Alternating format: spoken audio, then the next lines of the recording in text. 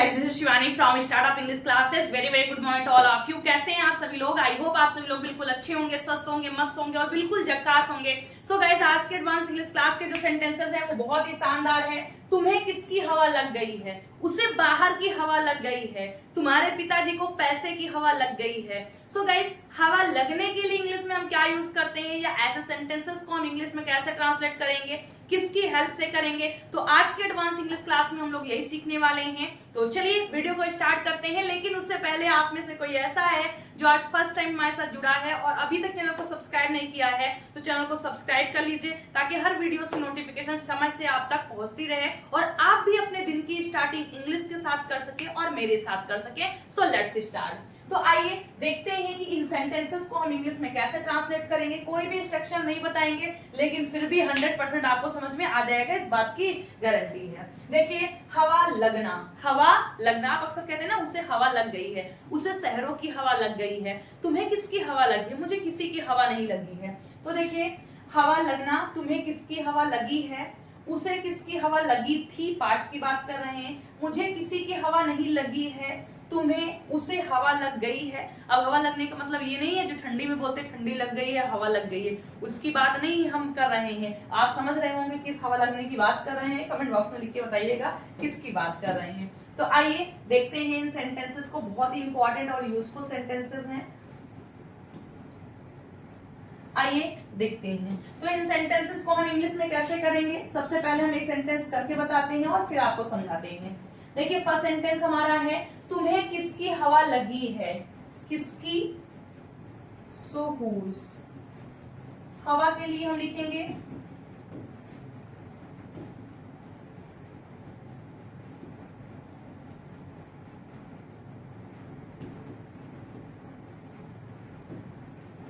whose influence तुम्हें are you under. अब देखिए गाइस, इन सेंटेंसेस को हमें कैसे करना है.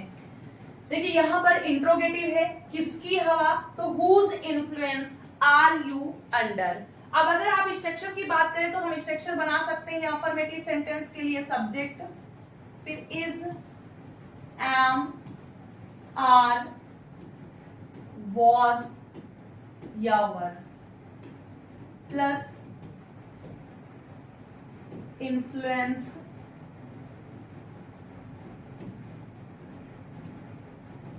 Plus under plus object.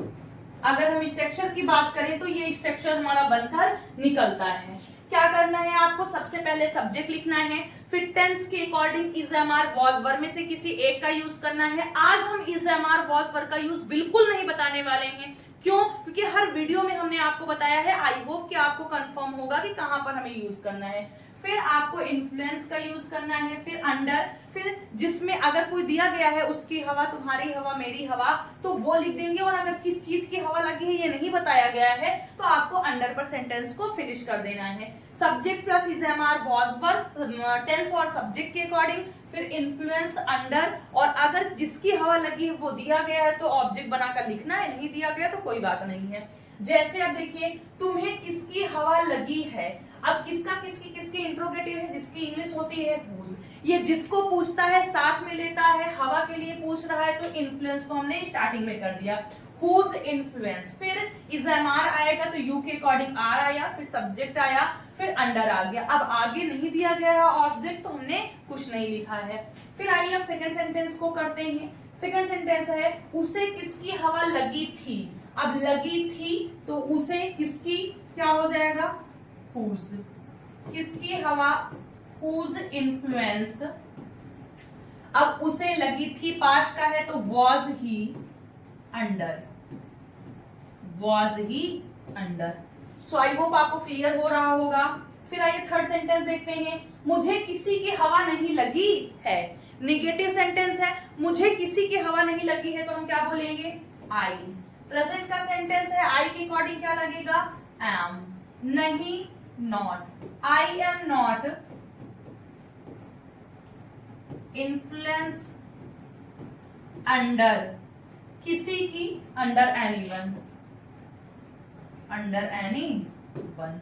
फिर आइए नेक्स्ट देखते हैं 4 नंबर का सेंटेंस, उसे हवा लग गई है। अरे भैया उसके पंख लग गए हैं, उसे हवा लग गई है, तो क्या बोलेंगे, उसे ही।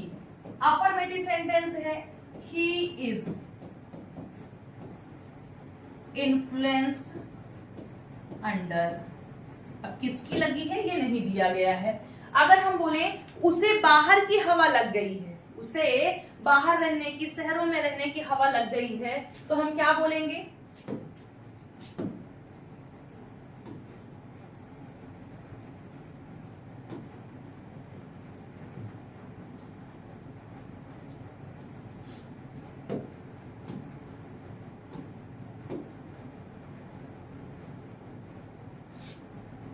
गाइस वो तो गायब हो गया।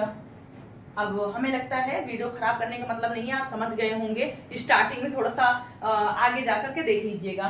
तो हमने आपको क्या बताया था, हम आपको बता रहे थे कि उसे बाहर की हवा लग गई है। इस सेंटेंस को हम इंग्लिश में कैसे बोलेंगे, तो देखिए ही के बाद क्या आएगा, प्रेजेंट का है तो is. He is influence under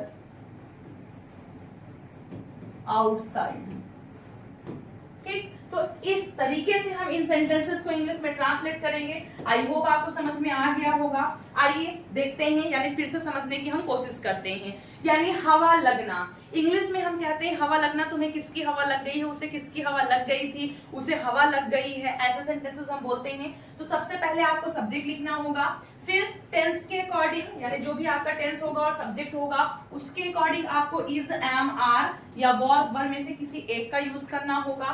फिर इन्फ्लुएंस लिखना होगा, फिर अंडर, और जिसकी हवा लगने की बात कर रहे होंगे उसे आपको लिख देना है। ये हमारा स्ट्रक्चर बनकर रेडी हो गया। For example, whose influence are you under, तुम्हें किसकी हवा लग गई है।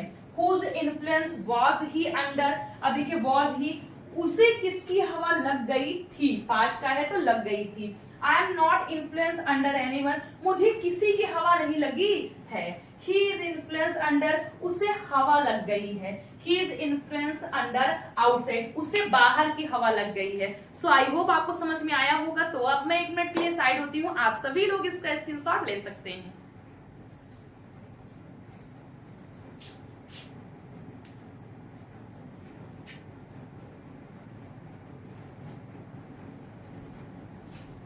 तो आई होप कि आपने ले लिया होगा, कोई भी डाउट नहीं होगा। और अगर ऐसे ही इंटरेस्टिंग सेंटेंसेस और चाहते हैं तो कमेंट बॉक्स में लिखिए दिल मांगे मोर। और अगर वीडियो पसंद आया तो वीडियो को दबाकर लाइक करिए, चैनल को दबाकर सब्सक्राइब करिए और फ्रेंड सर्कल में शेयर करिए, स्टेटस सेटअप करिए, स्टोरी लगाइए फेसबुक और इंस्टा पर, ताकि ज्यादा से ज्यादा लोग हमारे साथ जुड़ सकें और हम भी लोगों की इंग्लिश सीखने में हेल्प कर सकें। तो चलिए आज की क्लास में यहीं पर फिनिश करते हैं। मिलते हैं आप लोगों से शाम की क्लास में, एक स्पोकन इंग्लिश के अच्छे बैच में और एक जानदार क्लास के साथ में और एक जानदार क्लास में। So till then bye, take care. आप लोग खुश रहिएगा, स्वस्थ रहिएगा और मस्त रहिएगा।